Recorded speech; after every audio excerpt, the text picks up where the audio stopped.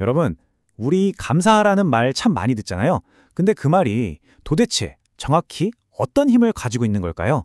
자, 이번 시간에는요, 한 설교에서 나온 틀을 가지고 한번 이야기를 풀어볼 건데, 감사가 어떻게 우리 삶의 행복과 성공을 결정짓는 바로 그 핵심 열쇠가 되는지 그 비밀을 한번 파헤쳐 보겠습니다.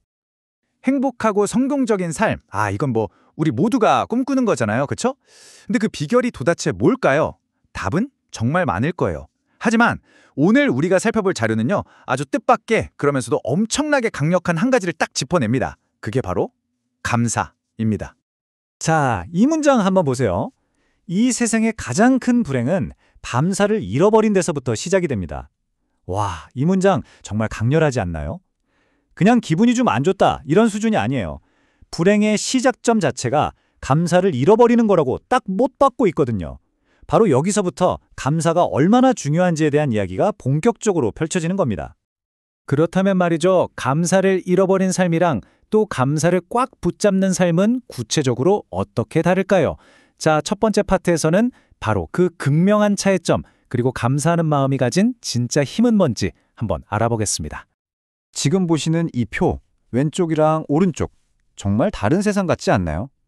이 자료에서는요, 이 둘의 차이가 그냥 기분 상태가 아니라고 강조해요. 한쪽은 불행과 미성숙, 절망으로 가는 길이고, 다른 한쪽은 행복과 성공, 그리고 강인한 회복력으로 가는 길이라는 거죠. 이건 결국 우리가 매일 마주하는 아주 근본적인 선택의 문제라는 겁니다.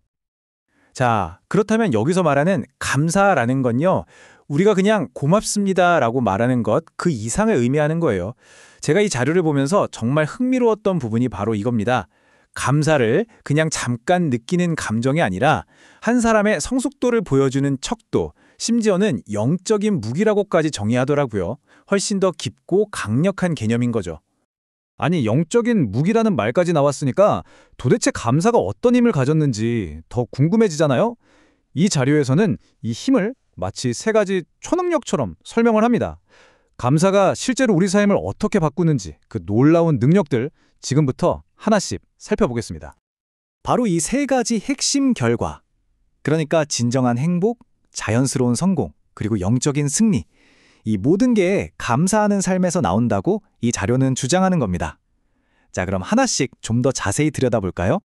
자, 첫 번째와 두 번째 초능력입니다. 세상의 것을 많이 가질수록 오히려 더 불안해질 수 있잖아요. 하지만 감사는 그런 조건 없이도 행복을 느끼게 해준다는 거예요. 그리고 이 행복이 나한테서 끝나는 게 아니라 주변으로 쫙 퍼져나가서 조화로운 관계를 만들고 결국에는 사회적인 성공으로까지 이어진다는 그런 논리입니다. 그리고 세 번째 초능력, 바로 영적인 승리입니다. 저는 이 부분이 정말 흥미롭더라고요. 감사를 그냥 긍정적인 태도, 이 정도를 넘어서서요, 부정적인 공격을 막아내는 무기이자 방패로 설명을 하거든요. 성공할 때든 실패할 때든 언제나 감사할 수 있는 사람은 그 어떤 역경도 이겨낼 수 있는 힘을 갖게 된다는 거죠. 자, 그렇다면 이 강력한 감사라는 무기를 대체 어떻게 쓸 수 있을까요? 여기서 오늘 분석에 가장 핵심적인 비유가 등장합니다.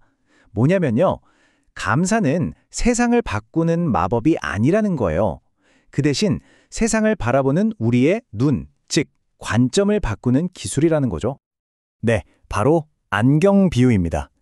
우리가 어떤 안경을 쓰느냐에 따라서 똑같은 세상을 보더라도 완전히 다르게 보인다는 거잖아요. 바로 이 비유가 감사하는 삶을 어떻게 이룰 수 있는지 그 핵심 원리를 설명해 주는 겁니다. 이 두 관점의 차이가요, 한 고대 이야기에서 정말 명확하게 드러나요. 자료에 따르면 가나안 땅을 정탐했던 정탐꾼들이 있잖아요. 이 사람들이 똑같은 걸 보고 와서도 전혀 다른 보고를 하죠. 불신앙의 안경을 쓴 사람들은 거인이다, 장애물이다 이런 것만 보고 절망에 빠져요. 하지만 믿음의 안경을 쓴 사람들은 바로 그 상황 속에서 엄청난 기회를 발견하게 됩니다. 그리고 그 믿음의 안경을 쓴 사람들이 외친 이 한마디가 바로 이 관점의 모든 것을 보여줍니다. 내 밥입니다. 그러니까 핵심은 바로 이거예요. 이 말은 눈앞에 있는 저 거대한 문제를 두려워할 대상이 아니라 오히려 나를 성장시켜줄 양식, 즉 밥으로 보겠다는 거거든요. 정말 엄청난 관점의 전환이죠. 올바른 렌즈, 올바른 안경을 끼고 보면 모든 문제가 성장의 기회가 될 수 있다는 겁니다. 자, 그럼 이런 믿음의 안경을 우리가 어떻게 계속 쓸 수 있을까요? 흔들리지 않고 이 감사하는 관점을 유지하려면 어떤 근거가 필요하지 않을까요? 이제 마지막으로요. 이 자료가 제시하는 3가지 신학적인 토대를 한번 살펴보겠습니다. 감사의 첫 번째 이유는 이겁니다. 하나님이 이미 우리 삶에 필요한 모든 것을 다 준비해 놓으셨다는 믿음. 이 자료를 보면요. 그 준비된 것들이 아주 구체적이에요. 우리 몸을 위한 자연, 부모님, 가족들, 또 사회생활을 위한 학교나 병원 같은 기관들, 그리고 우리 영혼을 위한 구원과 믿음까지. 그러니까 삶의 모든 영역에 걸쳐서 필요한 것들이 이미 다 주어졌다는 믿음. 바로 이게 감사의 첫 번째 토대라는 겁니다. 자, 두 번째 이유는요. 평생에 걸쳐서 끊임없이 우리를 인도하신다는 그 믿음입니다. 이 인도하심이 잠깐 있다가 없어지는 게 아니라 항상, 심지어 죽을 때까지 이어진다고 자료는 강조하고 있어요. 우리를 좋은 길로 이끌어주고 또 그 방법은 말씀을 통해서 주어진다는 거죠. 이게 바로 감사의 두 번째 근거가 되는 겁니다. 그리고 우리가 감사할 수 있는 세 번째, 그리고 마지막 이유는요. 바로 하나님이 기도에 응답하신다는 믿음 때문입니다. 기도할 수 있다는 것 자체가 이미 특별한 권리라는 거죠.